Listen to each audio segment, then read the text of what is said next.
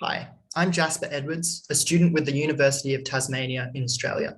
In this poster, we present EVN observations of Mars landers, enhancing knowledge of the Martian interior.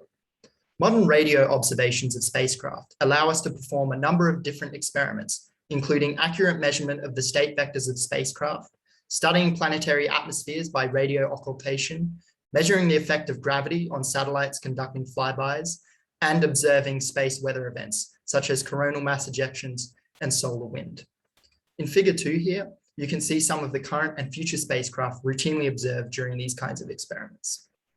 The high precision of spatial positioning and multi-station Doppler data provided by the Radio Interferometry and Doppler Experiment, or PRIDE, presents a unique opportunity to enhance the scientific return of interplanetary missions cost-effectively.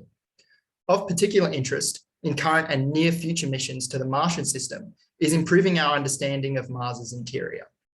The PRIDE Doppler data has evidenced the capability to reduce the estimated uncertainty of the Mars orientation parameters, which are strongly linked to the behavior of the Martian interior. In this experiment, we conducted observations of NASA's InSight lander to complement the mission's own radio science experiment, as well as in preparation for observations of the European Space Agency's ExoMars 2022 lander. This experiment involved radio telescopes from the European VLBI network and the University of Tasmania's array. The experiment consisted of 6 sessions divided into 3 blocks with 2 observational epochs per block. The epochs had a duration ranging from 1 to 2 hours, depending on the craft transmission window.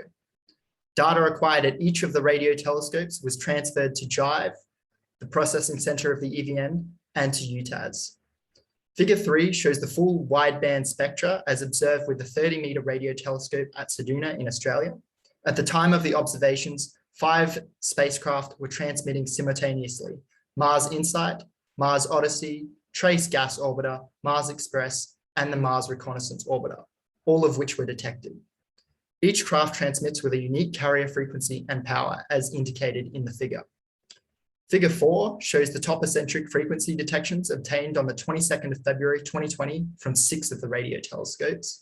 And finally, figure 5 shows the carrier signal transmitted by Mars InSight from data collected with the 100-meter antenna at Effelsberg in Germany.